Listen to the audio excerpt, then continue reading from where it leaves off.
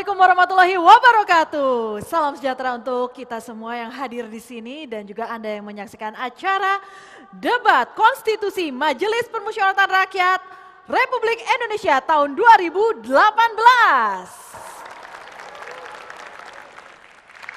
Tidak terasa kita tengah memasuki babak perempat final 4. Ini adalah suatu acara yang luar biasa di mana MPR RI terus menyelenggarakannya setiap tahun, mengumpulkan begitu banyak tim debat dari berbagai universitas yang tersebar di 34 provinsi. Dan pada hari ini Anda akan menyaksikan babak perempat final keempat di mana sudah ada 2 tim yang siap memperdebatkan mengenai mosi perdebatan yang akan saya sampaikan sesaat lagi. Tapi terlebih dahulu mari kita undang kedua tim tersebut. Mari kita sambut tim Nusantara 27 dan tim Nusantara 31. Kanan saya tim Nusantara 27, kiri saya tim Nusantara 31. Silahkan. Ya. Seperti biasa sebelum kita memulai perdebatan kita harus mengetahui terlebih dahulu siapakah yang akan berada di podium pro dan siapakah yang akan berada di podium kontra. Untuk itu silakan perwakilannya untuk mengambil, ada kertas di dalam yang akan menentukan posisi podium manakah Anda akan berada. Baik, jika sudah silakan langsung menghadap ke kamera dan diperlihatkan apa tulisan yang tertera di dalam kertas pilihan Anda. Baik, dari Nusantara 27 menempati podium kontra dan Nusantara 31 menempati podium pro. Baik, silakan menempati posisinya masing-masing. Ya, ini sangat menarik sekali ya. Dan tentu saja pada kesempatan debat konstitusi kami akan hadirkan tim Dewan Juri yang akan memantau dan menilai bagaimana hasil perdebatan hari ini dan siapakah yang akan memenangkan perdebatan pada hari ini.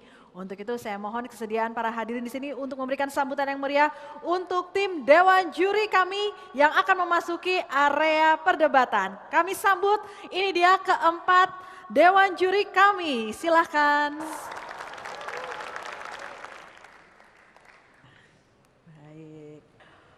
Baiklah pemirsa dan hadirin, izinkan saya memperkenalkan tim Dewan Juri kita pada debat konstitusi pada hari ini. Dimulai dari sisi yang paling kanan, telah hadir kembali bersama dengan kami Haji Rambe Kamarul Zaman MSc MM selaku pimpinan Badan Pengkajian MPR RI. Dan di sebelah kirinya telah hadir kembali Profesor Dr. Hendrawan Supratikno, pimpinan Badan Pengkajian MPR RI. Dan juga berlanjut ke bagian kiri dari Profesor Hendrawan telah hadir Bapak Martin Huta Barat SH, pimpinan Badan Pengkajian MPR RI. Dan selalu menduduki posisi yang paling kiri adalah Dr. Andes Yana Indrawan MSI, Sekretariat Jenderal MPR RI. Dan pada kesempatan kali ini di babak perempat final keempat, mosi perdebatan yang akan diangkat adalah mengembalikan kedudukan MPR sebagai lembaga tertinggi negara.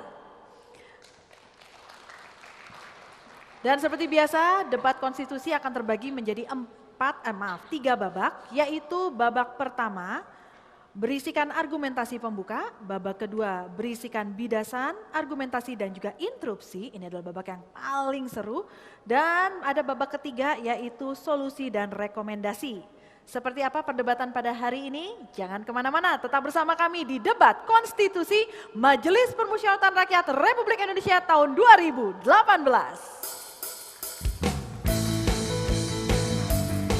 Debat mahasiswa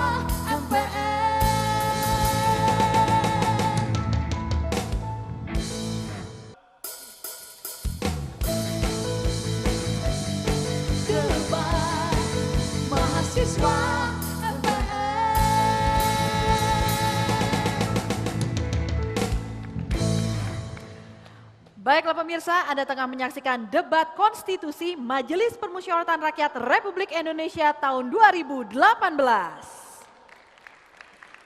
Kita tengah memasuki babak perempat final keempat, di mana sudah ada dua tim di hadapan Anda, di mana pada kubu pro telah hadir tim Nusantara 31, dan pada kubu kontra telah hadir tim Nusantara 27.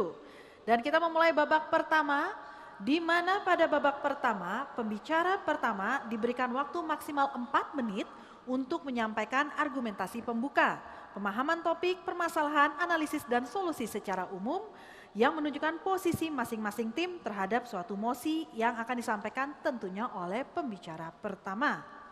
Dan kita awali dari kubu pro, yaitu dari tim Nusantara 31. Pembicara pertama dari kubu pro, waktu 4 menit Anda dimulai dari sekarang.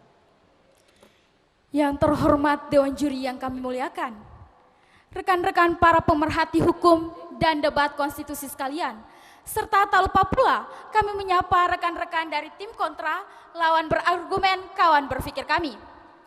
Perkenalkan, kami dari tim Nusantara 31, saya Nurlaila Kadarwati selaku pembicara pertama, di samping kiri saya Rizwan Rais Sarif selaku pembicara kedua, dan di samping kanan saya Tenri Wulan Aris selaku pembicara ketiga.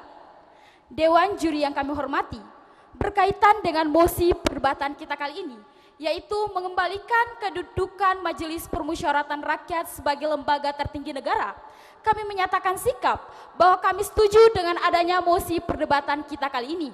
Hal ini kami landasi dengan poin-poin argumentasi utama. Perlu kami tegaskan Dewan Juri yang kami hormati, bahwasannya merujuk kepada ketentuan pasal 3 Undang-Undang Dasar Negara Republik Indonesia tahun 1945 yang menyatakan bahwasannya Majelis Permusyawaratan Rakyat berwenang untuk mengubah dan menetapkan Undang-Undang Dasar Negara Republik Indonesia tahun 1945, sehingga Dewan Juri yang kami hormati menjadi suatu keniscayaan bahwasannya Majelis Permusyawaratan Rakyat sebagai lembaga tertinggi negara mempunyai derajat, dalam hal ini mempunyai derajat kelembagaan yang lebih tinggi dibandingkan dengan lembaga negara lainnya. Pun Dewan Juri yang kami hormati, ketika kita merujuk pada kewenangan Majelis Permusyawaratan Rakyat sebelum amandemen Undang-Undang Dasar Negara Republik Indonesia tahun 1945, tepatnya di dalam naskah asli yang menyatakan bahwasannya Majelis Permusyawaratan Rakyat menetapkan Undang-Undang Dasar dan garis-garis besar haluan negara. Pun Majelis Permusyawaratan dalam hal ini dapat memilih dan mengangkat presiden dan wakil presiden. Perlu kami tegaskan Dewan Juri yang kami hormati bahwasannya wacana untuk mengembalikan kedudukan Majelis Permusyawaratan Rakyat sebagai lembaga tertinggi negara dalam konstruksi ketatanegaraan Indonesia saat ini dilandasi atas gagasan untuk merevitalisasi peran konstitusional Majelis Permusyawaratan Rakyat dalam menetapkan garis-garis besar haluan negara. Dewan Juri yang kami hormati, sebagai haluan negara, bahwasannya haluan penyelenggara negara yang akan menjadi pedoman dasar dan arahan dasar. Oleh karena itu Dewan Juri yang kami hormati, sekali lagi perlu kami tegaskan bahwasannya standing position kami pro terhadap mosi perdebatan kali ini adalah bukan berarti bahwasanya kami mengembalikan kedudukan MPR sebagai lembaga tertinggi negara. Namun Dewan Juri yang kami hormati, kami menawarkan suatu formula yang akan membedakan mekanisme kami dengan mekanisme sebelum perubahan Undang-Undang Dasar Negara Republik Indonesia tahun 1945, sehingga mencegah adanya kekhawatiran daripada rekan-rekan sekalian Dewan Juri yang terhormat. Apabila Majelis Permusyawaratan Rakyat kembali menjadi lembaga tertinggi negara, yang kami gagas kali ini adalah dengan memperkuat kewenangan daripada Majelis Permusyawaratan Rakyat. Mengapa demikian Dewan Juri yang kami hormati? Bahwasannya kami sangat memahami kewenangan sejatinya melekat pada kelembagaan. Oleh karena itu Dewan Juri yang kami hormati, yang grand gagasan yang kami usung adalah yang pertama, menerapkan kembali GBHN, namun konsep dan formula dari GBHN itu kami rubah menjadi pokok-pokok pembangunan nasional yang mana akan kami formulasikan di dalam suatu bab khusus di dalam konstitusi, yang mana di dalam peraturan pelaksananya diatur dalam Undang-Undang Dasar itu sendiri. Pun yang kedua, kami memberikan kewenangan kepada Majelis Permusyawaratan Rakyat untuk dapat melakukan koreksi terhadap putusan Mahkamah Konstitusi yang bertentangan dengan Undang-Undang Dasar Negara Republik Indonesia tahun 1945. Hal ini dikarenakan secara filosofi, Majelis Permusyawaratan Rakyat merupakan lembaga yang berwenang mengubah dan menetapkan Undang-Undang Dasar Negara Republik Indonesia tahun 1945. Oleh karena itu, kami setuju. Sekian dan terima kasih. Baik, terima kasih banyak kepada tim Nusantara 31 yang menempati posisi kubu pro. Dan selanjutnya kita akan dengarkan argumentasi pembuka dari kubu kontra, yaitu dari tim Nusantara 27. Waktu 4 menit Anda dimulai dari sekarang. Assalamualaikum warahmatullahi wabarakatuh. Salam sejahtera bagi kita semua. Dewan juri yang mulia, serta para hadirin dalam forum bermusyawarah kali ini. Izinkan kami dari tim kontra akan memperkenalkan diri dari tim Nusantara 27. Saya Sarifah Haura selaku pembicara pertama, rekan saya Haikal selaku pembicara kedua, serta Haresna selaku pembicara ketiga. Dewan juri yang terhormat, kami akan menegaskan posisi kami dengan tidak menyetujui, yaitu untuk mengembalikan kedudukan Majelis Permusyawaratan Rakyat sebagai lembaga tertinggi negara. Dan kami akan mengelaborasi poin-poin kami melalui 2 poin utama.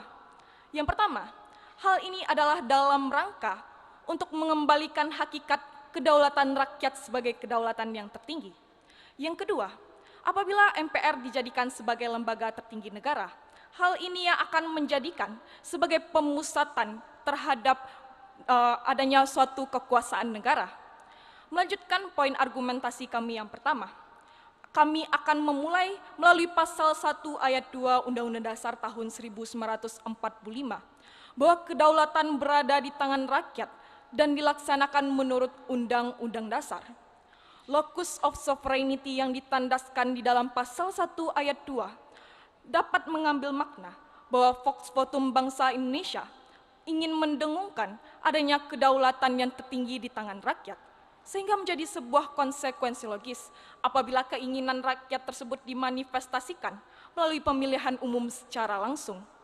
Hal ini juga senada dengan pendapat yang disampaikan oleh J.J. Rusu yang menyatakan bahwa kedaulatan tidaklah dapat direpresentasikan oleh siapapun juga, namun kedaulatan hanya dapat direpresentasikan melalui pemilihan umum secara langsung. Mari kita menapak tilas terlebih dahulu mengapa Majelis Permusyawaratan Rakyat pada saat ini menjadi sebagai lembaga yang tinggi. Apabila kita membuka naskah komprehensif perubahan Undang-Undang Dasar tahun 1945, buku ketiga jilid pertama pada halaman 459, di mana Majelis Permusyawaratan Rakyat tersebut telah dibahas menjadi sebagai lembaga tinggi. Mengapa? Hal ini untuk menjamin sebuah kedaulatan rakyat yang tidak hanya diotonomi oleh satu lembaga negara saja, namun kedaulatan ini hanya bisa dilaksanakan oleh semua lembaga-lembaga negara. Dan hal ini dijalankan menurut fungsinya yang telah diatur di dalam konstitusi. Argumentasi kami yang kedua, yaitu apabila MPR dijadikan sebagai lembaga tertinggi negara, hal ini yang akan terjadi adalah pemusatan kekuasaan. Mari kita lihat bagaimana demokrasi pada saat ini berlandaskan atas rambu-rambu demokrasi. Artinya, dalam pelaksanaan tugas dan fungsi dari lembaga negara haruslah menempatkan konstitusi sebagai hukum tertinggi. Bandul dari supremasi MPR telah berpindah kepada supremasi konstitusi. Secara normatif, Jimli Asidiki juga mengaminkan adanya paradigma yang lama di mana MPR sebagai lembaga yang tertinggi yang terjadi adalah distribution of power, di mana MPR akan membagikan kewenangannya secara vertikal kepada lembaga-lembaga yang berada di bawahnya. Hal ini akan menjadikan sebuah pemusatan kekuasaan.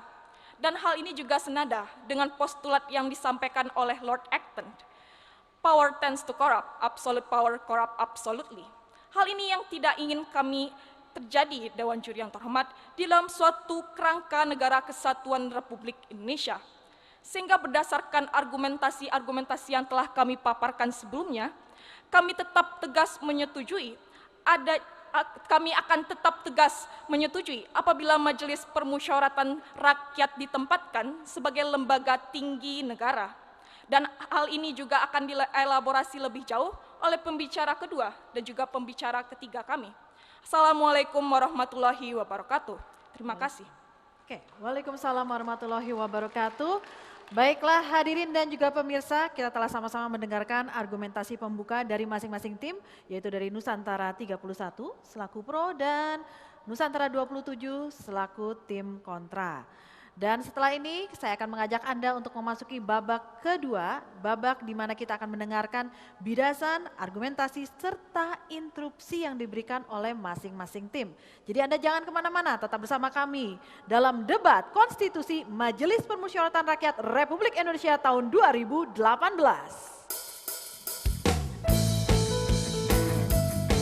Debat mahasiswa MPR.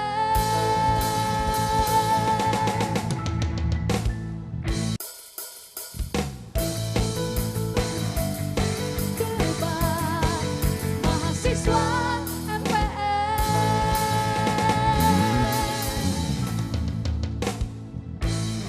Baik, selamat datang kembali di debat konstitusi Majelis Permusyawaratan Rakyat Republik Indonesia tahun 2018.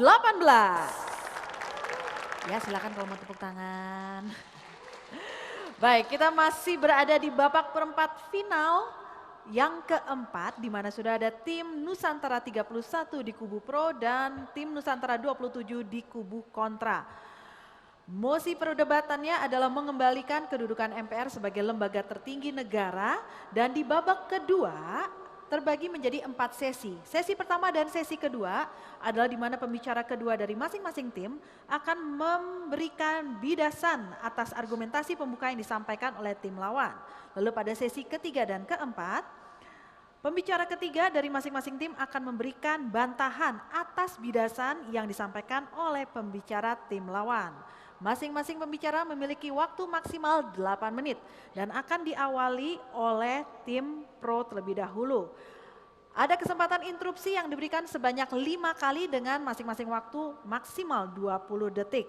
Dan interupsi tersebut dapat dilakukan apabila pembicara telah menyampaikan materinya selama 1,5 menit atau sekurang-kurangnya 1 menit sebelum waktu bicara berakhir. Mengawali dari sesi yang pertama, langsung saja pembicara kedua dari kubu pro untuk memberikan bidasan atas argumentasi pembuka yang disampaikan pada segmen sebelumnya. Waktu 8 menit dimulai dari sekarang. Bismillahirrahmanirrahim. Terima kasih moderator, Dewan Juri yang terhormat, serta rekan-rekan dari tim kontra yang amat kami banggakan. Sebelum saya menyampaikan argumentasi kami, izinkanlah saya untuk membidas atau meluruskan beberapa poin penting yang telah disampaikan oleh pembicara pertama dari tim kontra. Pembicara pertama dari tim kontra sedari tadi mengungkapkan kekhawatiran teman-teman dari tim kontra akan adanya kedudukan MPR sebagai lembaga tertinggi negara akan mengakibatkan pemusatan kekuasaan. Oleh karena itu, perlu kiranya saya menjawab kekhawatiran daripada teman-teman dari tim kontra. Konsep yang kami tawarkan, pengembalian lembaga MPR sebagai lembaga tertinggi negara tidaklah seperti sebelum Undang-Undang Dasar Negara Republik Indonesia 1945 diubah, yang pada saat itu kewenangan MPR memilih dan mengangkat presiden. Akan tetapi ada konsep baru yang kemudian kami gagas sebagai cita hukum, sebagai ius constituendum, yaitu yang pertama, MPR menetapkan pokok-pokok pembangunan nasional yang kemudian kami sebut dengan P3N. Ya, kemudian pokok-pokok pembangunan nasional ini tertera secara rigid dalam Undang-Undang Dasar Negara Republik Indonesia sehingga presiden dan wakil presiden seharusnya menjalankan apa yang tertuang dalam pokok-pokok pembangunan nasional tersebut. Jika tidak, Dewan Juri yang terhormat, maka MPR atau dalam hal ini MPR memberikan konsekuensi hukum, yaitu berupa impeachment atau pemakjulan. dengan alasan bahwa presiden dan wakil presiden tidak menjalankan ketentuan yang ada dalam Undang-Undang Dasar Negara Republik Indonesia tahun 1945. Interupsi. Kemudian, persilahkan. Menarik ketika rekan-rekan kami dari tim Pro menawarkan untuk menghadirkan GBHN dengan meletakkan Majelis Pemusyawaratan Rakyat sebagai lembaga tertinggi negara. Namun hal ini tidak perlu dilakukan. Kita pun bisa menghadirkan garis besar haluan negara tersebut tanpa kemudian meletakkan Majelis Pemusyawaratan Rakyat sebagai lembaga tertinggi negara. Dewan juri yang terhormat serta teman-teman dari tim kontra yang sangat kami banggakan, perlu kiranya teman-teman ketahui bahwa yang dimaksud dari tim kami bukanlah GBHN yang sesuai dengan sebelum Undang-Undang Dasar Negara Republik Indonesia tahun 1945 dirubah. Karena pada saat itu GBHN ditetapkan melalui ketetapan MPR. Akan tetapi gagasan yang kemudian kami angkat adalah pokok-pokok pembangunan nasional yang kemudian ditaruh atau tertera dalam Undang-Undang Dasar Negara Republik Indonesia, sehingga ketika presiden dan wakil presiden tidak menjalankan apa yang menjadi pokok-pokok pembangunan nasional tersebut, dia bisa di-impeachment dengan alasan Interupsi. melanggar ketentuan Undang-Undang Dasar Negara Republik Indonesia. Dipersilahkan. Tahukah rekan-rekan kami dari tim Pro bahwa Undang-Undang Dasar Negara Republik Indonesia tahun 1945 adalah aturan pokok, sehingga tidak mungkin kita dapat meletakkan aturan pelaksanaan tentang pembangunan nasional dalam aturan pokok yang ada di Indonesia. Kiranya teman-teman dari tim kontra terlalu terburu-buru membidas pernyataan dari saya. Oleh karena itu, sekiranya saya akan menjelaskan bagaimana konsep yang ingin kami tawarkan. Dewan juri yang sangat saya hormati, memang benar bahwa Undang-Undang Dasar hanya mengatur terkait dengan persoalan-persoalan pokok. Kami sangat mengaminkan hal tersebut. Dalam pokok-pokok pembangunan nasional secara umum dituangkan dalam Undang-Undang Dasar Negara Republik Indonesia, namun kemudian secara pelaksanaannya diatur dalam Undang-Undang Dewan Juri yang terhormat. Kemudian tawaran yang kedua yang kami ingin gagas yaitu adanya koreksi Majelis Permusyawaratan Rakyat terhadap putusan dari Mahkamah Konstitusi selama dianggap putusan daripada Mahkamah Konstitusi tersebut melanggar Undang-Undang Dasar Negara Republik Indonesia. Argumentasi ini diperkuat dengan adanya dasar filosofi. Dipersilahkan. Rekan-rekanku sepertinya akan mengaburkan konsep check and balances yang telah terbangun pada saat perdebatan panjang yang dilakukan Majelis Permusyawaratan Rakyat pada tahun 1999 sampai dengan tahun 2002. Hal ini yang tidak ingin kami lakukan dan terjadi kembali ketika kita malah mendudukan Majelis Permusyawaratan Rakyat sebagai lembaga tertinggi negara. Dewan juri yang terhormat, kiranya teman-teman dari tim kontra dari tadi tidak memahami konsep yang telah kami gagas. Perlu teman-teman dari tim kontra ketahui bahwa gagasan atau pokok-pokok pembangunan nasional atau P3N ini bukanlah sebagai atau bukan sama dengan garis-garis besar haluan negara. Perlu kita ketahui bersama, garis-garis besar haluan negara ditetapkan oleh Majelis Permusyawaratan oleh ketetapannya sendiri, sehingga lembaga-lembaga negara yang berada di bawahnya bertanggung jawab, memberikan pertanggungjawab kepada MPR itu sendiri. Akan tetapi berbeda dengan konsep yang kami tawarkan, yaitu pokok-pokok pembangunan nasional. Pokok-pokok pembangunan nasional ini tertera bukan dalam ketetapan MPR, akan tetapi tertera dalam Undang-Undang Dasar Negara Republik Indonesia. Sehingga apabila presiden dan wakil presiden tidak menjalankan atau tidak merealisasi, dipersilakan. Kami ingin untuk membenahi bahwa dalam konsep pemisahan kekuasaan, adanya lembaga yudikatif haruslah dijalankan secara independen tanpa adanya intervensi dari lembaga Majelis Permusyawaratan Rakyat. Hal ini adalah untuk menjamin nilai keadilan bagi masyarakat seluruh rakyat Indonesia, dan hal inilah yang akan tidak terjadi ketika kita kembali menjadikan Majelis Permusyawaratan Rakyat sebagai lembaga tertinggi negara. Dewan juri yang terhormat, lagi-lagi tim kontra terjebak dengan kekeluarannya sendiri. Perlu kami tekankan kembali bahwasanya dalam konsep yang kami tawarkan ini, yaitu pokok-pokok pembangunan nasional, tidak memberikan kekuasaan yang setinggi-tingginya kepada Majelis Permusyawaratan, karena pokok-pokok pembangunan nasional atau yang kami sebut dengan P3N ini diakomodir langsung oleh Undang-Undang Dasar 1945. Lanjut dalam argumentasi kami, adapun Interupsi. tawaran yang kedua, dipersilahkan. Sepertinya rekan-rekan dari tim pro sudah lupa bahwa pembicara pertama dari rekan-rekan tim pro mengatakan bahwa ingin membuat sebuah gagasan bahwa Majelis Permusyawaratan Rakyat dapat mengkoreksi putusan Mahkamah Konstitusi. Itulah yang tidak akan menciptakan sistem check and balances yang baik di Indonesia. Perlu kami tekankan kembali, gagasan atas MPR untuk mengoreksi putusan daripada Mahkamah Konstitusi didasari pada argumentasi filosofi bahwa Undang-Undang Dasar Negara Republik Indonesia sebagai batu uji dalam judicial review oleh Mahkamah Konstitusi merupakan produk dari Majelis Permusyawaratan. Oleh karena itu tidak ada salahnya Majelis Permusyawaratan Rakyat menjaga yang namanya Undang-Undang Dasar Negara Republik Indonesia tahun 1945 sehingga tidak diselewengkan oleh lembaga-lembaga lainnya. Dewan juri yang terhormat serta teman-teman dari tim kontra yang sangat kami banggakan. Oleh karena itu, Dewan juri yang terhormat ini menjadi rujukan bagi kami, rujukan dari kami sebagai cita hukum, sebagai is constituendum untuk mengikhtiarkan lebih maju Indonesia, untuk mengikhtiarkan Indonesia yang lebih maju ke depannya dengan adanya pokok-pokok pembangunan nasional yang mengawasi Presiden dan Wakil Presiden. Terima kasih. Wassalamualaikum warahmatullahi wabarakatuh.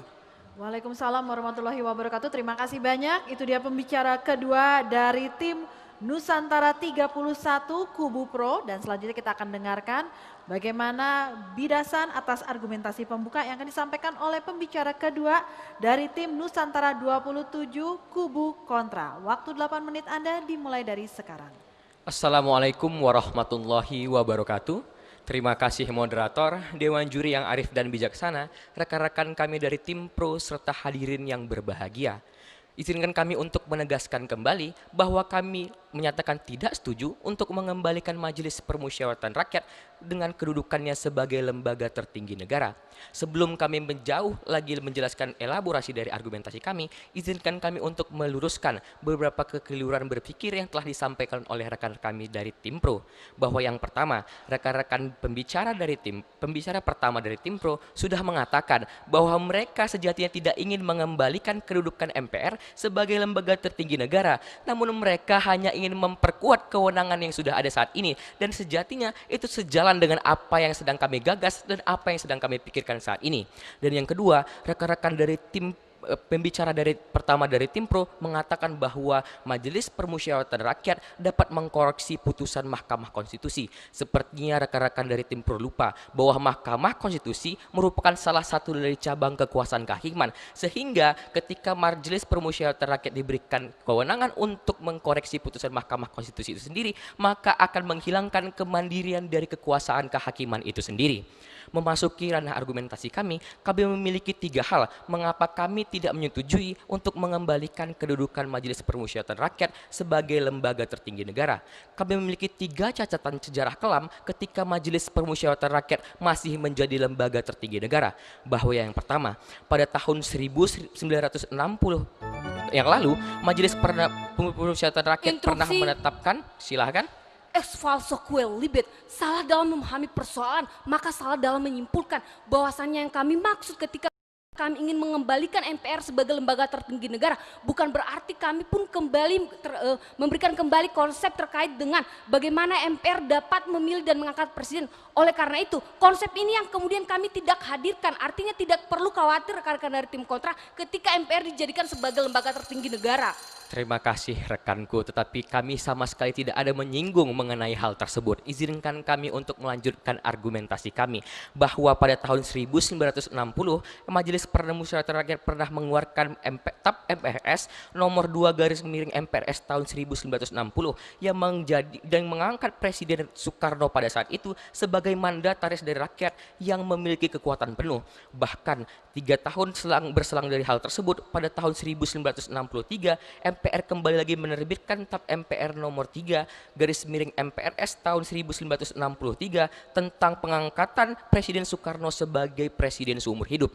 Hal ini jelas-jelas menciderai pasal 7 Undang-Undang Dasar tahun 1945 sebelum perubahan. Silahkan. Terjadinya inkonsistensi argumentasi. Rekan-rekan dari tim kontra menyatakan bahwa tidak mengungkit terkait dengan hak memilih MPR dalam hal ini mengangkat presiden dan wakil presiden. Ternyata rekan-rekan dari tim kontra mengangkat hal tersebut. Kemudian kami menantang ketika tidak adanya GBHN, maka visi misi dan visi misi presiden tidak dijalankan. Maka konsekuensi hukum seperti apa yang kemudian dapat ditawarkan oleh rekan-rekan dari tim kontra? Terima kasih rekanku. Kami pun sejatinya menginginkan bahwa Majelis Permusyawaratan Rakyat kembali membentuk sebuah GBHN, tapi tidak dengan menjadikan Majelis Permusyawaratan Rakyat sebagai lembaga tertinggi negara. Melanjutkan argumentasi kami bahwa apa yang telah terjadi pada tahun 1960 dan sampai dengan tahun 1163 telah mencederai pasal 7 Undang-Undang Dasar tahun 1945 sebelum perubahan yang menegaskan bahwa seorang presiden hanya memiliki masa jabatan selama 5 tahun dan dapat dipilih kembali setelahnya. Dalam Instruksi? hal ini, silahkan. Kiranya teman-teman dari tim kontra tidak memahami konsep yang kami tawarkan, sehingga teman-teman dari tim kontra berkaca pada masa lalu. Yang kami tawarkan yaitu bukan MPR yang mengangkat presiden dan wakil presiden.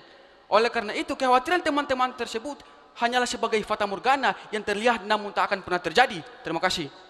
Jas merah, jangan sekali-sekali merupakan sejarah apa yang disebutkan oleh Presiden Soekarno. Itu artinya ketika kita berbicara tentang bagaimana masa Indonesia ke depannya, kita juga tidak bisa melupakan sejarah bagaimana Indonesia pernah terjadi. Melanjutkan ranah argumentasi kami bahwa catatan kelam yang kedua, bahwa pada tahun 1965 MPR mengeluarkan TAP MPR nomor 8 garis miring MPR tahun 1945 terkait dengan demokrasi terpimpin. Silahkan.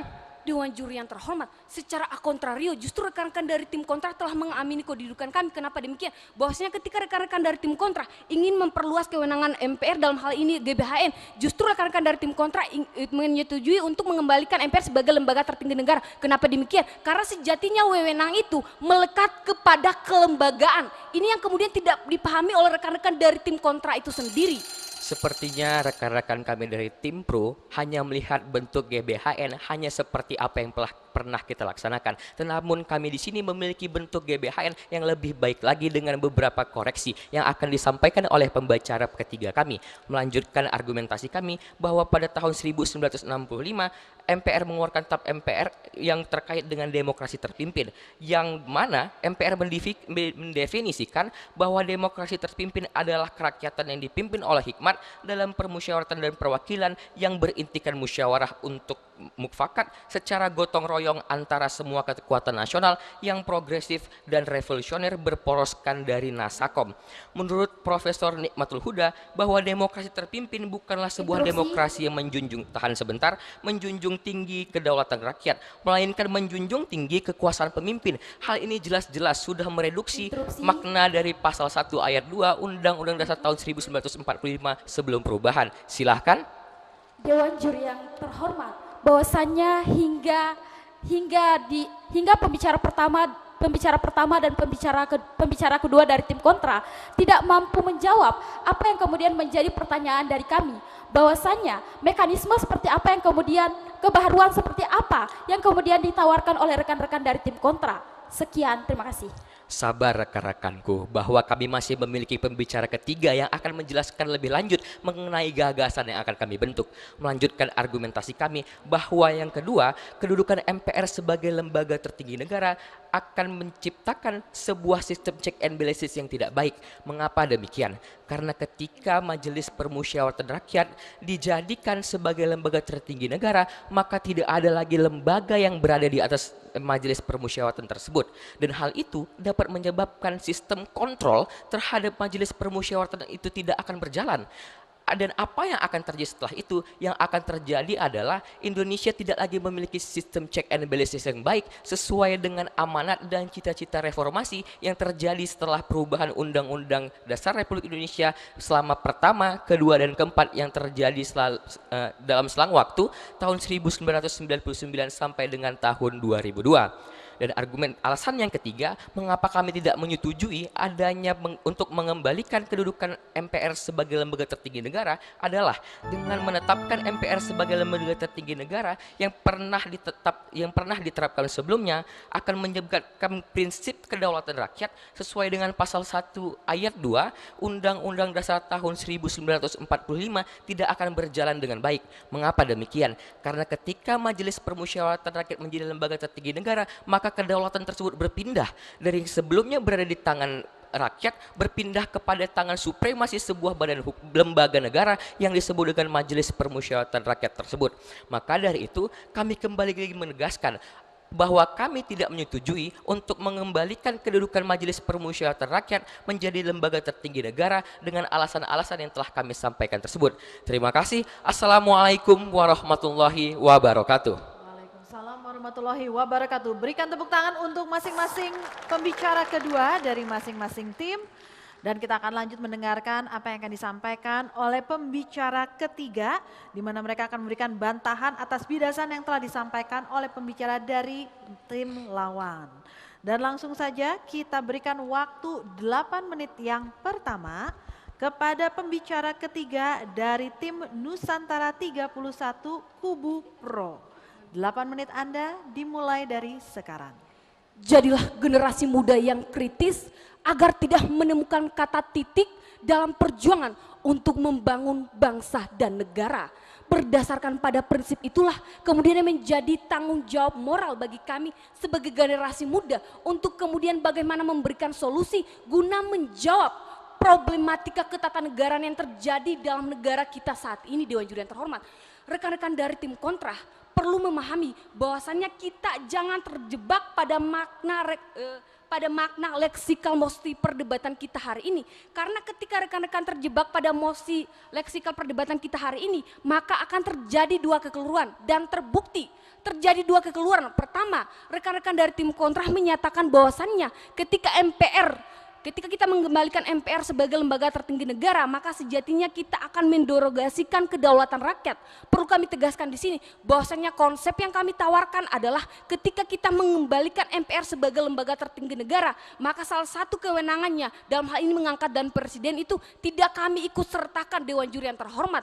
Oleh karena itu tidak akan terjadi pemusatan kekuasaan. Kenapa demikian? Karena tadi adanya konsep-konsep pembatasan yang kemudian yang kami tawarkan, yang ini yang merupakan solusi kami terkait dengan adanya wewenang-wewenang strategis yang seharusnya dimiliki oleh MPR. Karena apa? Sejatinya ketika kita lihat secara filosofi, MPR itu merupakan penjelmahan daripada rakyat itu sendiri. Namun sejatinya ketika kita pun memberikan MPR dalam hal ini, kewenangan MPR yang begitu terbatas. Dalam hal ini kita dapat melihat bahwasannya MPR kewenangannya hanya melakukan sosialisasi terkait dengan hasil amandemen daripada Undang-Undang Dasar itu sendiri. Inilah yang kemudian terjadinya suatu problematika ketatanegaraan. Sejatinya lembaga sekelas MPR kemudian tidak dilengkapi dengan wewenang-wewenang yang strategis, maka akan menimbulkan problematika ketatanegaraan karena MPR tidak akan bisa berbuat ataupun melakukan kewenangannya yang secara lebih strategis. Dewan Juri yang terhormat,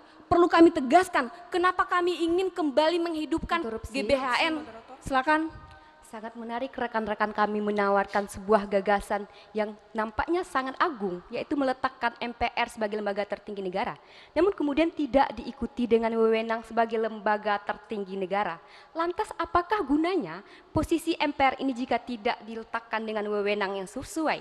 Inilah menurut kami kita harus kembali kepada tataran keseimbangan lembaga negara yang ada hari ini sesuai dengan konstitusi kita. Inilah yang kemudian yang menjadi kekeliruan karena sejatinya rekan-rekan dari tim kontra pun tidak memahami terkait dengan hakikat daripada GBHN yang kemudian yang kami formulasikan dalam bentuk baru dengan nama P3N. Oleh karena itu perlu kami tegaskan bahwa secara konstitusi ketika kita kembali menghidupkan GBHN dalam bentuk P3N, dalam hal ini adalah MPR dapat mempunyai kewenangan untuk melakukan kontrol dan pengawasan terhadap presiden dan wakil presiden ketika presiden dan wakil presiden tidak menjalankan visi Interupsi. dan misinya. Selain GBHN, kita punya sebuah mekanisme yang telah ditawarkan oleh konstitusi kita, yaitu pemilihan secara langsung oleh rakyat. Rakyatlah yang kemudian memandu bagaimana bangsa ini berjalan ke depannya dengan melakukan hak pilih. Dengan ini, presiden akan melaksanakan apa yang dikehendaki rakyat pada saat presiden tersebut menampung aspirasi rakyat pada saat kampanye politik. Errare humano est trup in error perseverare. Kesalahan adalah manusiawi. Ketika teman-teman dari tim kontra berulang kali melakukan kesalahan, maka ini merupakan bentuk yang tidak manusiawi. Kenapa demikian? Bahwasanya sejatinya kami pun telah menegaskan ketika kami ingin mengembalikan MPR sebagai lembaga tertinggi negara, bukan berarti kami mengembalikan kewenangan MPR dalam hal ini mengangkat presiden. Oleh karena itu, rakyat tetap diberikan kedaulatan untuk memilih presiden dan wakil presiden. Namun yang kami gagas di sini bahwasanya kita ingin menghidupkan kembali GBHN karena sejatinya keberadaan RPJM saat ini itu tidak mempunyai konsekuensi hukum. Terbukti dalam hal ini bahwasanya presiden dan wakil presiden tidak pernah menjalankan visi dan misinya secara berkesinambungan. Silakan. Dewan juri yang terhormat, menarik ketika rekan-rekanku dari tim pro melandaskan argumentasinya terhadap kewenangan MPR yang pada saat ini lemah. Dan bahkan rekan-rekan dariku dari tim pro menghilangkan salah satu kewenangan dari MPR tersebut. Justru apabila kewenangan MPR pada saat ini lemah, marilah kita bersama-sama menggagas agar memperkuat kewenangan lembaga MPR pada saat ini. Bukan justru menjadikan MPR sebagai lembaga negara tertinggi. Terjadinya ambiguitas. Kenapa demikian? Karena sejatinya rekan-rekan dari tim kontra pun tidak bisa membedakan di mana posisi mereka. Apakah kemudian mereka menyetujui MPR sebagai lembaga tertinggi negara ataukah tidak? Karena justru rekan-rekan dari tim kontra kemudian menggagas kembali kewenangan MPR. Sejatinya ingat, saya perlu tegaskan bahwasanya kewenangan itu melekat kepada kelembagaan. Ketika rekan-rekan dari tim kontra pun memberikan kewenangan yang lebih kepada MPR, maka sejatinya rekan-rekan dari tim kontra mendukung terkait dengan kemudian bagaimana kita mengembalikan MPR sebagai lembaga tertinggi negara. Di sini rekan-rekan dari tim kontra, kenapa kami ingin sekali mengembalikan MPR sebagai lembaga tertinggi negara dengan konsep yang kami tawarkan bahwasannya problematika ketatanegaraan kita saat ini. Silakan. Satu konsep yang tidak akan terpecahkan oleh rekan-rekan kami dari tim pro, bahwa ketika kita mengembalikan Majelis Permusyawaratan Rakyat sebagai lembaga tertinggi negara, hal inilah yang akan mengubah sistem pemerintahan kita menjadi sistem parlementer. Menjadi ironi ketika kita telah menegaskan sistem yang ingin kita terapkan melalui perubahan Undang-Undang Dasar Negara Republik Indonesia, namun kemudian kita malah merubah sistem tersebut menjadi sistem parlementer. Dewan juri yang terhormat, sejatinya yang perlu kita ketahui di sini bahwasannya keadilan dan kepentingan masyarakat itulah yang menjadi dasar dari sebuah dibangunnya negara itu sendiri. Perlu saya tegaskan, terjadinya problematika ketatanegaraan kita saat ini karena keberadaan RPJMN yang sejatinya yang mengakomodir terkait dengan visi dan misi MPR itu pun tidak mempunyai konsekuensi hukum. Karena apa? Karena sejatinya RPJMN itu sendiri dibuat berdasarkan peraturan presiden, sehingga ketika presiden dan wakil presiden tidak menjalankan visi dan misinya tidak ada konsekuensi hukum. Akibatnya pembangunan di negara kita saat ini adalah kacau balau karena tidak terjadinya sustainable development atau pembangunan berkelanjutan. Oleh karena itu keberadaan P3N yang sejatinya yang akan kami tawarkan di sinilah dalam bentuk lain daripada GBHN itu sendiri, inilah yang kemudian mempunyai konsekuensi hukum. Kenapa demikian? Ketika kita menaruh atau kita taruhkan di dalam konstitusi, silakan. Ketika faktor-faktor eksternal yang ada hari ini menjadikan presiden tidak dapat menjalankan ataupun mewujudkan kesejahteraan rakyat, kita tidak harus mengubah sistem ketatanegaraan kita yang telah seimbang. Namun bagaimana faktor eksternal tersebut dapat kita kendalikan agar tujuan dari bernegara kita dapat tercapai, namun tidak dengan meletakkan kedudukan Majelis Permusyawaratan Rakyat sebagai lembaga tertinggi negara. Dewan Juri yang terhormat, rekan-rekan dari tim kontra sejatinya tidak memahami bahwasannya ketika kita tidak memberikan kontrol dalam hal ini, kontrol kepada presiden dan wakil presiden dalam menjalankan visi dan misinya.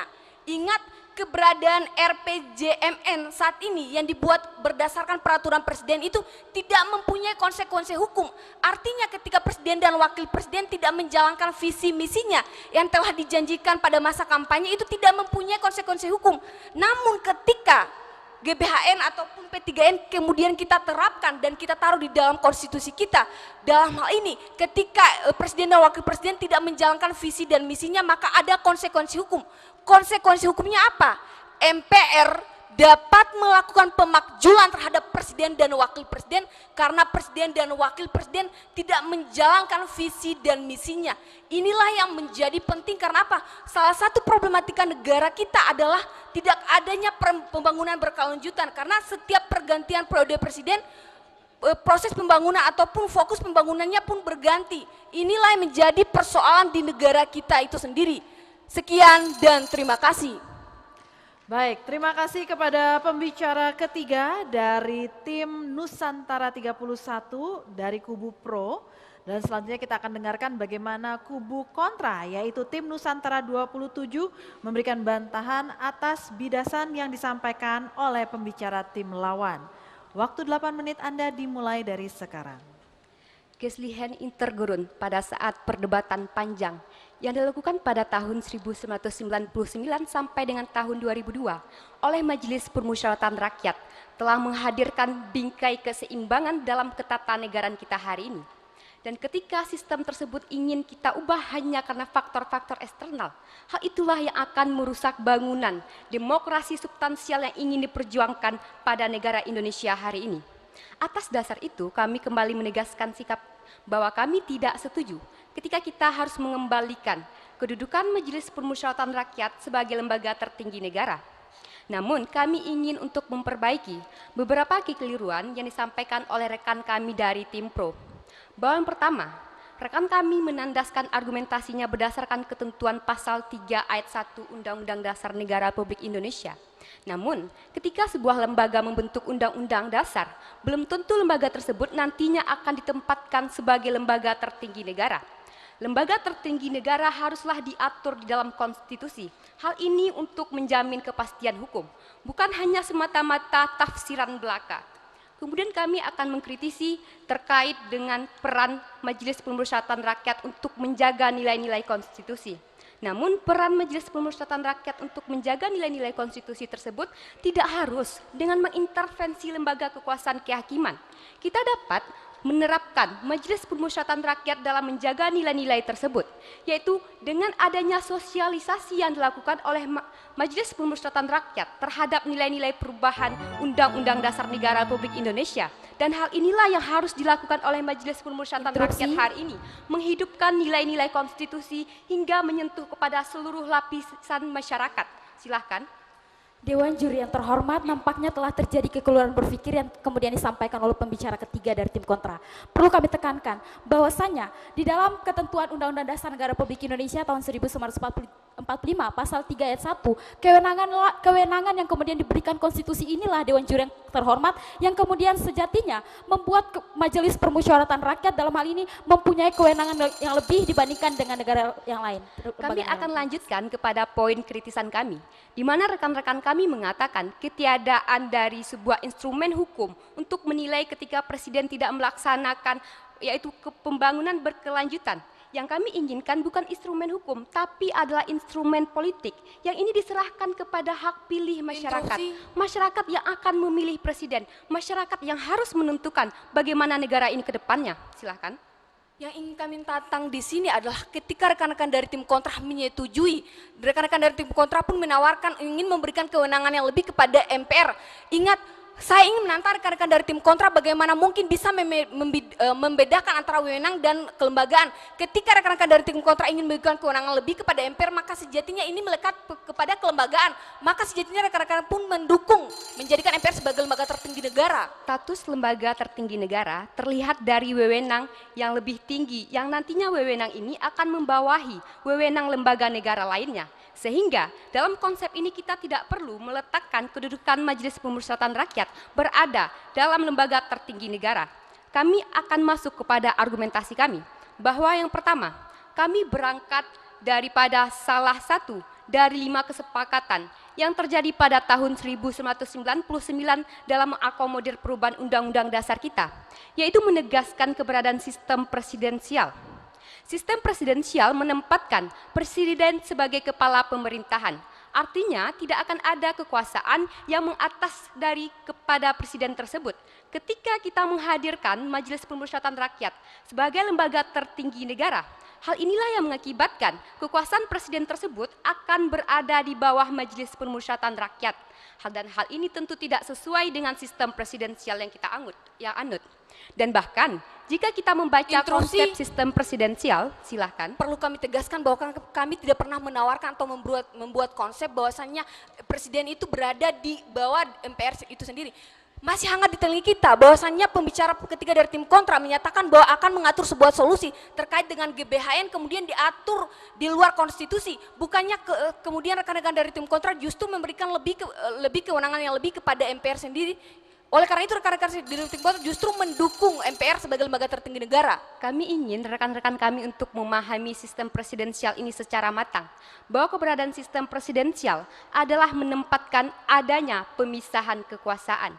Dan ketika Majelis Pemusyawaratan Rakyat ditempatkan sebagai lembaga tertinggi negara, hal inilah yang mewujudkan Majelis Pemusyawaratan Rakyat seolah-olah akan membagikan kekuasaannya, termasuk membagikan kekuasaannya kepada presiden. Dan konsep ini tentu tidak akan sesuai dengan nafas konstitusi kita. Silahkan. Dewan Juri yang terhormat, pertanyaan sederhana kami, ketika terjadinya pembangunan yang tidak berkelanjutan, maka apa solusi atau konsep yang kemudian rekan-rekan dari tim kontrak tawarkan selain mengembalikan GBHN itu sendiri?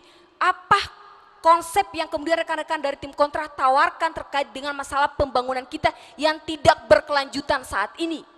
Patut kami pertanyakan, pembangunan berkelanjutan mana yang dimaksudkan oleh rekan-rekan kami dari tim pro. Kami lanjutkan kepada argumentasi kami, bahwa ketika kita menghadirkan Majelis Pemusyawaratan Rakyat untuk diletakkan sebagai lembaga tertinggi negara, hal ini yang akan membawa konsekuensi bahwa penguatan terhadap kewenangan Majelis Pemusyawaratan Rakyat, yaitu dalam bentuk kewenangan mengatasi lembaga-lembaga negara lainnya. Dan kewenangan ini akan menempatkan Majelis Pemusyawaratan sebagai lembaga tertinggi negara. Kewenangan tersebut dapat berupa mengubah dan menetapkan undang-undang dasar, memilih presiden dan wakil presiden, menetapkan GBHN. Interupsi. Jika kemudian, silahkan. Dewan Juri yang terhormat, sejatinya tidak ada pembaruan gagasan dari rekan-rekan dari tim kontra. Bahwasanya rekan-rekan menginginkan bahwa wewenang daripada Majelis Permusyawaratan Rakyat untuk mengubah dan menetapkan Undang-Undang Dasar Negara Republik Indonesia. Padahal sejatinya sudah ada saat ini Dewan Juri yang terhormat. Inilah yang kemudian tidak mampu dijangkau oleh rekan-rekan dari tim kontra. Terima kasih. Kami akan lanjutkan. Ketika kita meletakkan Majelis Pemusyawaratan Rakyat sebagai lembaga tertinggi negara, hal inilah yang memaksa kita untuk memberikan kewenangan yang lebih kepada Majelis Pemusyawaratan Rakyat, karena Majelis Pemusyawaratan Rakyat adalah lembaga tertinggi negara. Dan hal inilah yang menurut kami akan tidak sesuai dengan konsep check and balances yang harus kita terapkan untuk menjamin bagaimana demokrasi kita berjalan ke depannya. Dan kami akan mengajak rekan-rekan kami dari tim pro untuk menyelami bagaimana perubahan yang terjadi pada pasal 1 ayat 2 Undang-Undang Dasar Negara Republik Indonesia pada tahun 1945. Ketentuan pasal 1 ayat 2 Undang-Undang Dasar Negara Republik Indonesia sebelum perubahan menempatkan kedaulatan ada di tangan rakyat dan dilakukan sepenuhnya oleh Majelis Pemusyawaratan Rakyat. Hal ini karena Majelis Pemusyawaratan Rakyat dianggap sebagai lembaga tertinggi negara.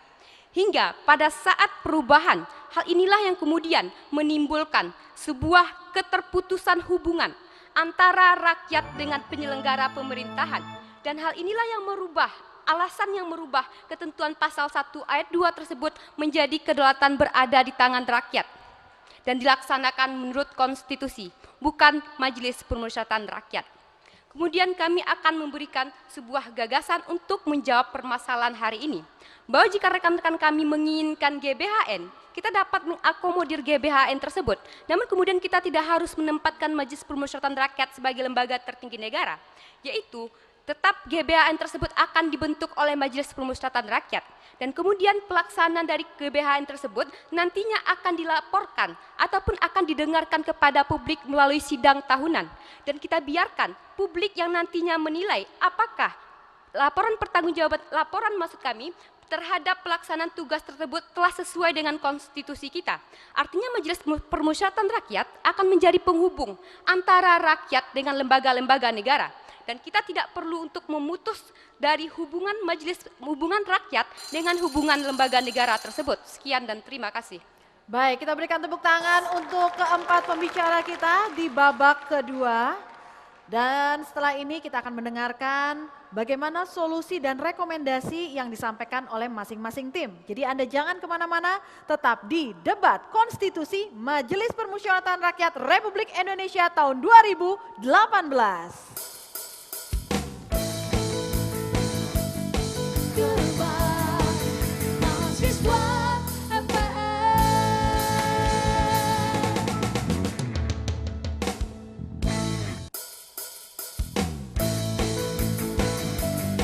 Debat mahasiswa MPR.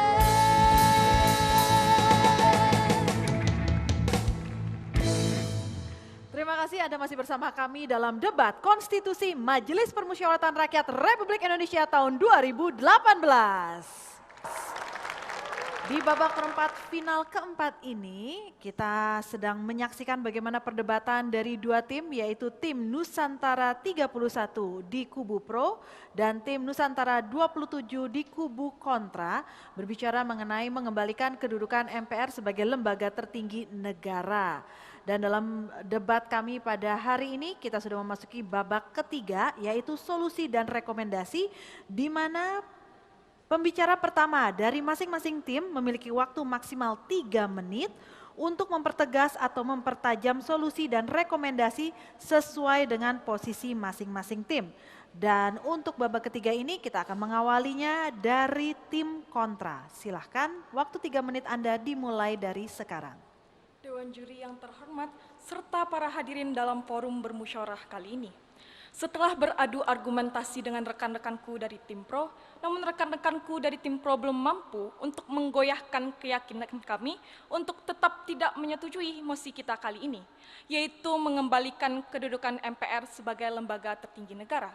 Dan kami akan merangkum poin-poin argumentasi yang telah disampaikan oleh pembicara pertama, kedua, dan ketiga melalui 5 poin. Yang pertama, hal ini adalah dengan tetap mengakomodir kedaulatan yang tertinggi tetap berada di tangan rakyat yang telah ditandaskan di dalam pasal 1 ayat 2 Undang-Undang Dasar tahun 1945. Yang kedua, apabila kita tetap mengembalikan kedudukan MPR sebagai lembaga tertinggi negara, hal ini yang akan menyebabkan sebuah abuse of power atau pemusatan kekuasaan yang berada di tangan MPR. Yang ketiga, kedudukan Majelis Permusyawaratan Rakyat sebagai lembaga tertinggi negara akan menggerus sistem check and balances antar lembaga negara yang ada di Indonesia. Yang keempat, hal ini juga tidak akan sesuai dengan sistem presidensial yang telah dilaksanakan oleh Indonesia pada saat ini, yang telah diakomodir dalam konstitusi Indonesia. Selanjutnya, secara historical konteks, kita juga telah mengalami bagaimana Majelis Permusyawaratan Rakyat sebagai lembaga tertinggi negara dan tetap memiliki 2 catatan kelam. Yang pertama, tahun 1963, MPR menjadikan Soekarno sebagai presiden seumur hidup. Yang kedua, itu pada tahun 1965, di mana Majelis Permusyawaratan Rakyat mendefinisikan sistem demokrasi terpimpin menjadi demokrasi Indonesia pada saat itu, sehingga hal ini yang tidak sesuai dengan bertentangan dengan demokrasi yang pada saat ini dilakukan oleh rakyat di Indonesia, yaitu demokrasi berdasarkan atas azas kedaulatan yang tertinggi berada di tangan rakyat. Sehingga gagasan yang akan kami sampaikan adalah yang pertama, yaitu akan menambah kewenangan Majelis Permusyawaratan Rakyat dengan menyelenggarakan sidang tahunan untuk mendengar progres-progres dari kinerja lembaga negara. Yang kedua, jika diperlukan untuk mengakomodir kewenangan MPR untuk membuat GBHN, maka hal ini biarlah rakyat yang akan menilai bagaimana GBHN itu tersebut akan berjalan. Namun hal ini juga akan disampaikan oleh lembaga-lembaga negara di dalam sidang tahunan MPR. Sehingga Dewan Juri yang terhormat, kami sampai kepada penghujung perdebatan kali ini. Namun kami juga akan menutup dengan sebuah pantun. Kedaulatan berada di tangan rakyat, itulah prinsip demokrasi. Lembaga Majelis Permusyawaratan Rakyat tidaklah perlu menjadi lembaga tertinggi. Dan kami juga akan menegaskan posisi kami dengan tetap tidak menyetujui untuk mengembalikan kedudukan Majelis Permusyawaratan Rakyat sebagai lembaga tertinggi negara. Terima kasih. Assalamualaikum warahmatullahi wabarakatuh. Waalaikumsalam warahmatullahi wabarakatuh. Terima kasih banyak tim Nusantara 27 yang menempati posisi kontra. Dan selanjutnya kita akan mendengarkan apa solusi dan rekomendasi yang akan disampaikan oleh tim Nusantara 31 dari Kubu Pro. Waktu 3 menit Anda dimulai dari sekarang. Hingga di akhir perdebatan kita kali ini, Dewan Juri yang terhormat, kami masih tetap konsisten untuk mendukung adanya mosi perdebatan kita kali ini terkait dengan adanya mengembalikan kedudukan Majelis Permusyawaratan Rakyat sebagai lembaga tertinggi negara. Pun Dewan Juri yang terhormat, hingga di akhir perdebatan ini pula, rekan-rekan dari tim kontra tidak mampu menjawab apa yang kemudian menjadi pertanyaan dari kami. Pun Dewan Juri yang terhormat, perdebatan yang baik adalah perdebatan yang menghasilkan solusi dan bukan tanpa solusi. Pun Dewan Juri yang terhormat, pada titik ini kewenangan yang kami inginkan adalah kewenangan untuk memperkuat adanya kedudukan Majelis Permusyawaratan Rakyat itu sendiri. Yang pertama adalah menerapkan kembali GBHN, namun konsep dan formula dari GBHN itu kami rubah dengan mendesain pokok-pokok pembangunan nasional yang akan kami formulasikan dalam bab khusus yang diatur di dalam konstitusi itu sendiri, di mana peraturan pelaksananya diatur dalam undang-undang. Pun yang kedua, memberikan kewenangan kepada Majelis Permusyawaratan Rakyat untuk dapat melakukan koreksi terhadap putusan Mahkamah Konstitusi. Mengapa demikian, Dewan Juri yang terhormat? Hal ini menjadi logis bahwasannya putusan Mahkamah Konstitusi, hal ini dapat kita lihat bahwasannya hakim konstitusi saja seperti Akil Mokhtar pun dalam hal Patrialis Akbar tidak mencerminkan pun Dewan Juri yang terhormat tidak mencerminkan adanya hakim konstitusi itu sendiri, bahwasannya di dalam putusan Mahkamah Konstitusi yang kemudian dibuat oleh hakim konstitusi justru mencederai adanya prinsip daripada keadilan itu sendiri. Pun Dewan Juri yang terhormat, bagaimana mungkin Dewan Juri yang terhormat bahwasanya rekan-rekan menginginkan ketika dikembalikannya GBHN maka tidak akan sedikit pun untuk menderogasi daripada hak masyarakat itu sendiri. Pun Dewan Juri yang terhormat bahwasanya rekan-rekan dari tim kontra menginginkan adanya sistem presidensil. Namun perlu kami tegaskan Dewan Juri yang terhormat, sistem presidensil pun yang dianut di Indonesia tidak murni. Bagaimana mungkin rekan-rekan mendalilkan hal tersebut padahal kewenangan daripada Dewan Perwakilan Daerah saat ini pun tidak diperkuat Dewan Juri yang terhormat. Pun Dewan Juri yang kami hormati, ketika rekan-rekan menggagas terkait dengan adanya tetap dibentuknya GBHN melalui sidang tahunan yang kemudian dilakukan melakukan evaluasi ataupun melakukan penilaian terhadap masyarakat itu sendiri. Namun Dewan Juri yang terhormat, bukankah ketika hal ini kemudian diberikan kedaulatan rakyat atau dibiarkan rakyat dalam hal ini, maka tidak ada konsekuensi hukum apapun Dewan Juri yang terhormat. Oleh karena itu, hingga di akhir perdebatan kita kali ini, perlu kami tegaskan sekali lagi bahwasannya kami tetap konsisten untuk mendukung adanya mosi perdebatan kita kali ini, yakni mengembalikan kedudukan Majelis Permusyawaratan Rakyat sebagai lembaga tertinggi negara. Sekian dan terima kasih. Baik, terima kasih banyak tim Nusantara 31 di Kubu Pro yang sudah memberikan pandangan solusi dan juga rekomendasinya. Sebelum kita melihat bagaimana hasil putusan dari Dewan Juri mengenai siapakah yang menjadi unggul atau pemenang di babak perempat final keempat ini, terlebih dahulu kami berikan kesempatan apabila ada komentar yang ingin disampaikan dari Dewan Juri. Untuk itu kami silahkan. Baik, silakan. Ya, terima kasih moderator. Jadi kami sangat menikmati peserta yang dengan tangguh dan teguh mempertahankan argumentasinya, lepas dari siapa yang benar.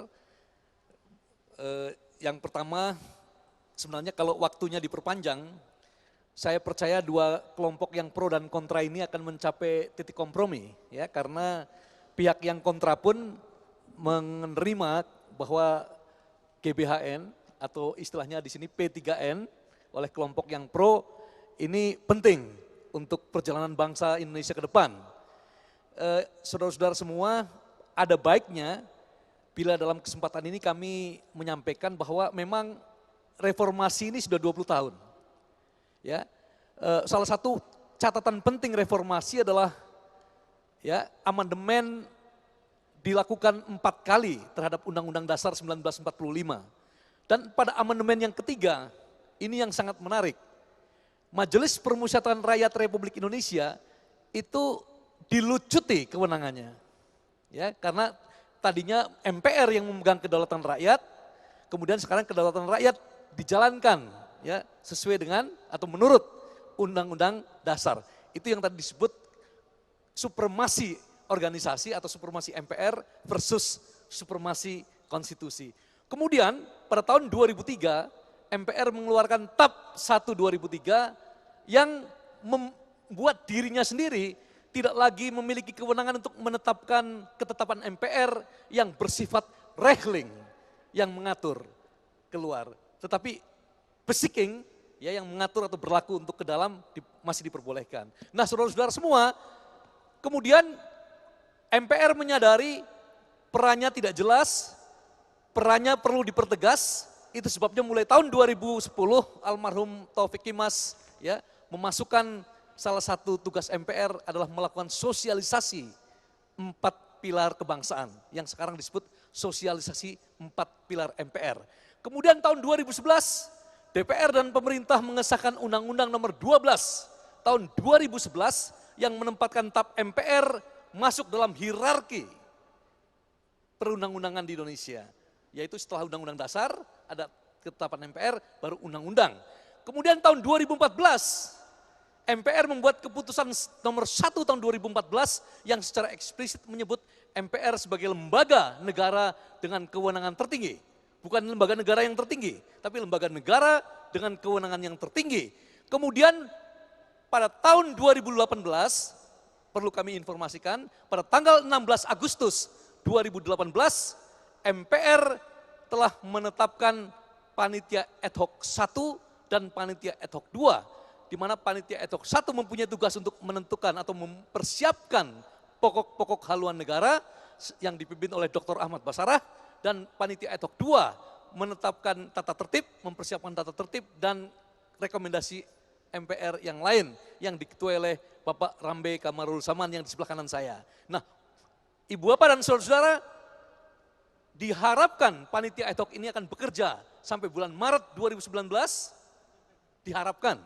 Sekali lagi, apabila nanti ketua-ketua umum partai dan Presiden Republik Indonesia bersepakat membuat konsensus bahwa pokok-pokok haluan negara ini ditetapkan melalui ketetapan MPR, maka kita siap untuk melakukan amandemen yang sifatnya terbatas. Ya, masih kondisional.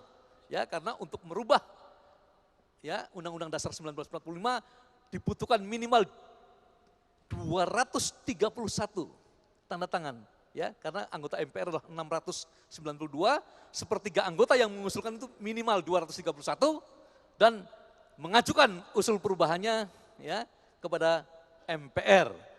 Proses apa yang akan terjadi kita akan saksikan bersama-sama ke depan. Itu sebabnya jangan lupa jaga kesehatan. Indonesia masa depan akan kita bentuk ya, akan kita bangun bersama-sama. Terima kasih. Baik, terima kasih banyak Profesor Hendrawan Supratikno. Jangan kemana-mana, tetap bersama kami di debat konstitusi Majelis Permusyawaratan Rakyat Republik Indonesia tahun 2018.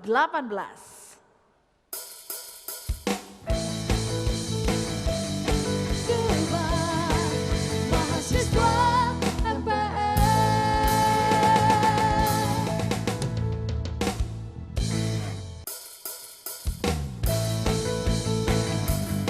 Debat mahasiswa MPR.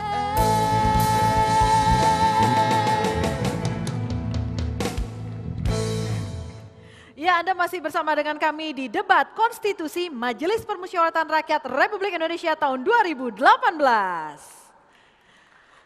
3 babak sudah kami lewatkan dan saatnya kita mengetahui siapakah yang menjadi pemenang di babak perempat final keempat kali ini.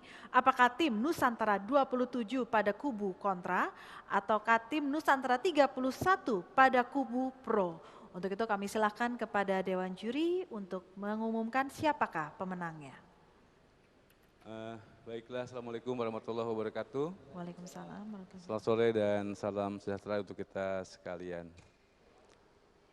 Adik-adik, keduanya luar biasa, tetapi tadi sudah disampaikan harus mencari satu orang pemenang dan berdasarkan penilaian juri terhadap penguasaan substansi, kerangka berpikir, serta cara penyampaian, baik yang telah disampaikan oleh tim pro maupun tim kontra, tim juri telah sampai pada kesimpulan dan memutuskan bahwa yang berhak masuk ke babak berikutnya, babak semifinal adalah tim Nusantara 27.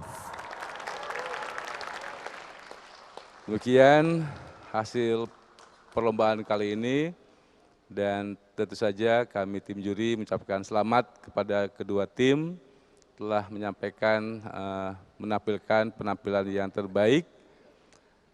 Saya kira itu yang dapat kami sampaikan. Assalamualaikum warahmatullahi wabarakatuh. Waalaikumsalam warahmatullahi wabarakatuh. Terima kasih banyak Dr. Andes Yana Indrawan MSI selaku Sekretariat Jenderal MPR RI yang sudah mengumumkan siapakah menjadi pemenang di babak perempat final keempat ini. Selamat sekali lagi kepada tim Nusantara 27 dari kubu kontra atas kemenangannya di babak ini. Untuk tim Nusantara 31 jangan kecil hati, perjuangan Anda ke sini sudah menjadi hal yang luar biasa. Dan hadirin berarti pada babak semifinal kedua kita akan menyaksikan bagaimana debat antara tim Nusantara 20 melawan tim Nusantara 27. Jadi buat Anda jangan kemana-mana, nantikan pada saat babak semifinal kedua tersebut. Dan nampaknya kita telah sampai di penghujung acara. Saya Anya Dinov atas nama kru yang bertugas mengucapkan terima kasih atas atensi Anda dan sampai jumpa di babak selanjutnya.